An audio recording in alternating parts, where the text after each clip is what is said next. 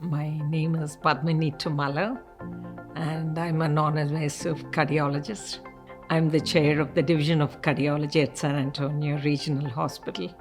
Technology is just growing, and especially in cardiology, we see so many things, new things coming up every day. And in the past, we could only replace the valves with the open heart surgery. Now they do TAVRs. They do so many things that where you don't have to open up the surgery, and we have people with good training who are very good, very professional, take good care of the patients. So I don't think there is any need to go out to another. This is becoming like a tertiary center now. In the past, people have said, oh, it is mainly a disease that men would have, and probably women also don't, even till this day, probably they don't present as often as men. But still, I will have to tell you, in the past 10 years, things have improved a lot for women.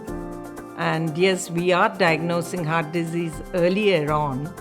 The typical presentation, and males most often present typically,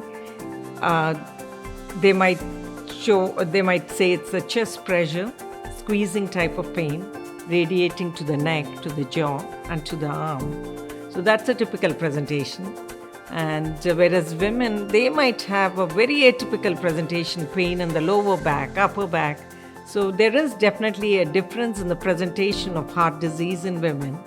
My father is a physician, and growing up in a family with a physician, and in those days he was the cardiologist, he was everything. He was an M.D. Back home in India. So I would see him in action, and he was 24/7. He would be there for the patients.